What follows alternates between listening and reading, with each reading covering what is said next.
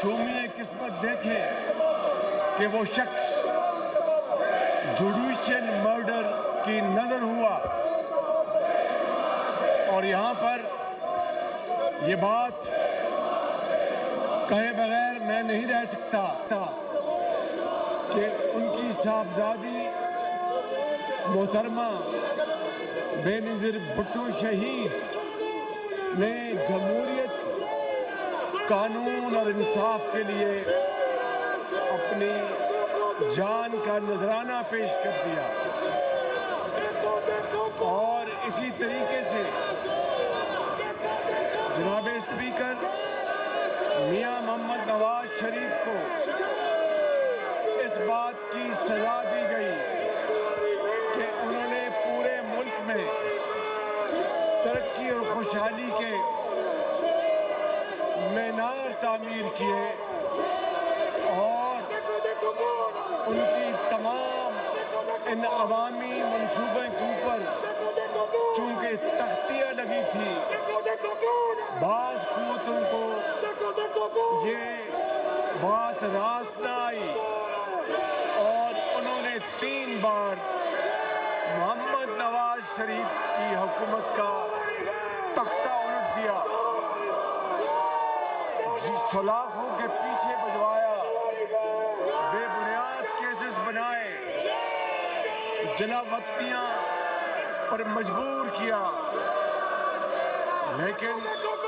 نہ میاں محمد نواز شریف نے، نہ پریزیڈنٹ آصف علی زرداری نے، نہ چیئرمین بلاول بھٹو نے ان تمام مظالم کے باوجود جو ان پر توڑے گئے، نواز شریف اور میری بھتیجی وہ جیل میں گئی، آصف زرداری صاحب کی ہمشیرہ وہ جیل میں گئی، مگر نواز شریف نے کبھی پاکستان کے مفادات کے خلاف بات کرنا تو درکنار، انہوں نے کبھی کسی وقت کسی لمحے پاکستان کے مفاد کو نقصان پہنچنے کی کبھی سوچا تک نہیں۔ اسی طریقے سے جب محترمہ بے نظیر بھٹو شہید ہوئی تو آصف علی زرداری نے کہا، ایک انتہائی دلگداز دل تھا ان کا کہ پاکستان کھپے۔ جناب اسپیکر، یہ ہے وہ فرق جو اس قومی قیادت نے پاکستان کی تاریخ میں ادا کیا، اور دوسری طرف میں یہ کہنے پر مجبور ہوں جناب اسپیکر کہ جب ان کی باری آئی تو نہ صرف انہوں نے پوری اپوزیشن کو سلاخوں کے پیچھے ڈال دیا، بچوں، خواتین، بزرگوں کی پرواہ نہیں کی، اور کیا گرے ہوئے الفاظ استعمال کیے کہ زبان پر لائے نہیں جا سکتے، اور پاکستان کے خلاف زہر اگلا، اور پاکستان کی افواج کے خلاف زہر اگلا، حتیٰ کہ پاکستان کا جو اہم ترین جو پاکستان کی بقا کا معاملہ تھا، وہاں پر بھی اپنے 2 صوبوں کے وزرائے خزانہ سے کہا کہ تم نے IMF کے حوالے سے کوئی مدد نہیں کرنی۔ جناب اسپیکر، یہ ہے وہ فرق اس قیادت کا اور اس قیادت کا، اور جناب اسپیکر آپ اس بات کے گواہ ہیں، یہ پورا معزز ایوان اس بات کا گواہ ہے کہ ہم نے کبھی عدلے کی بدلے کی سیاست کا سوچا تک نہیں۔ ہم نے پاکستان کے مفاد میں ہم نے صبر اور تحمل اور برداشت لیا. کبھی کوئی گملہ نہیں ٹوٹا, کبھی کسی بلڈنگ کو نقصان نہیں پہنچا. لیکن یہ کتنی ستم ظریفی کی بات ہے جناب اسپیکر کہ اس قوم نے وہ دن بھی دیکھا جب 9 مئی کو ان اداروں پر حملے کیے گئے. 9 مئی کو GHQ میں, کور کمانڈر ہاؤسز میں, ایئر فیلڈز میں حملے کیے گئے. جناب اسپیکر, یہ دلخراش واقعہ دیکھتی آنکھ سے کبھی نہیں دیکھا تھا. ایک پاکستانی نے کبھی نہیں سوچا تھا. جناب اسپیکر, کیا بیتی ہوگی ان شہداء کے ورثاء پہ, کیا بیتی ہوگی ان ہزاروں گھرانوں میں جن کے پیارے اپنی جان ہتھیلی پہ رکھ کر وطن عزیز کی خاطر اللہ کو پیارے ہو گئے,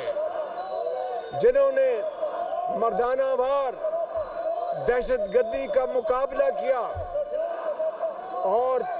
دہشت گردی کے مقابلے میں نواز شریف کا فیصلہ تھا کہ اب پانی سر سے گزر چکا, اب ہمیں دہشت گردی کے خلاف متحد ہو جانا چاہیے. جناب اسپیکر, جن کڑیل جوانوں نے اپنے جان پیش کر کے وہ اپنے بچوں کو یتیم کر گئے, لیکن قوم کے لاکھوں بچوں کو محفوظ کر گئے. ان کی بیویاں بیوہ ہو گئیں, مگر لاکھوں مائیں اور بہنیں محفوظ ہو گئیں. جناب اسپیکر, ایسی لیڈرشپ, ایسا جتھا, کیا یہ بات قابل معافی ہے؟ یہ فیصلہ اس معزز ایوان نے کرنا ہے, یہ فیصلہ انصاف اور قانون نے کرنا ہے. جناب اسپیکر, میں یہ عرض کرنا چاہتا ہوں, ہمارے سامنے 2 راستے تھے. ایک راستہ یہ تھا کہ ہم اپنی سیاست بچا لیتے اور آرام سے بیٹھے رہتے, اور دوسرا راستہ تھا کہ ملک کو بچانے کے لیے ہم ہر چیز کی قربانی دے دیں. میاں محمد نواز شریف نے, پریزیڈنٹ آصف علی زرداری نے, چیئرمین بلاول بھٹو زرداری نے, ڈاکٹر صدیقی نے اور سردار مکسی نے اور علیم خان اور ہمارے وہ ساتھی جو اس ایوان میں پیچھے سب بیٹھے ہیں, انہوں نے فیصلہ کیا کہ نہیں, سیاست قربان ہوتی تو قربان ہو. آج بطور ایک پاکستانی, آج بطور ایک سیاستدان اور آج بطور ایک مسلمان ہم اپنا کردار ادا کریں گے. جناب اسپیکر, میں آگے بڑھنے سے پہلے یہ کہنا چاہتا ہوں کہ سابق اسپیکر راجہ پرویز اشرف, انہوں نے اپنے دورے اسپیکری میں جو شاندار کردار ادا کیا ہے, جس طرح ہاؤس کو چلایا ہے, میں اپنی طرف سے اور اپنی پارٹی کی طرف سے ان کو خراج تحسین پیش کرتا ہوں. جناب اسپیکر, پاکستان کے پاس بے پناہ صلاحیتیں موجود ہیں. ہمارے پاس دریا ہے, سمندر ہے, یہ معزز ایوان بھرا پڑا ہے بہت قابل اذہان سے. بڑے عظیم پاکستانی اس ایوان میں پاکستان کے چاروں صوبوں میں بیٹھے ہیں جو کہ خدا کے فضل و کرم سے اس ملک کی کشتی کو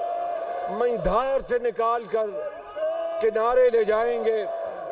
اس میں اہل دانش بھی ہیں، اس میں جرنلسٹ بھی ہیں، اس میں پولیٹیشنز بھی ہیں، اس میں لیڈران کرام بھی ہیں،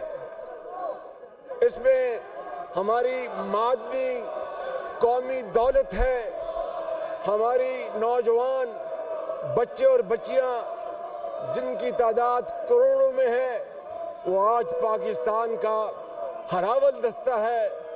وہ آج پاکستان کا ایک انمول اللہ تعالیٰ کا تحفہ ہے۔ یہ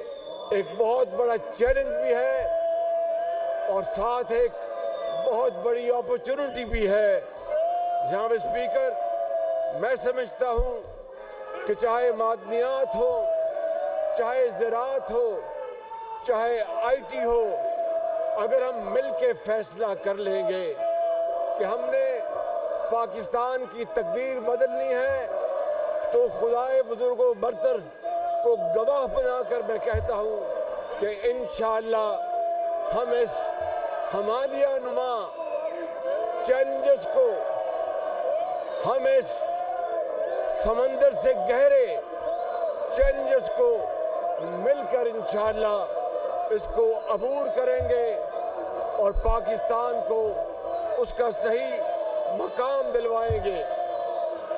لیکن جناب speaker, easier said than done، یہ کام مشکل ضرور ہے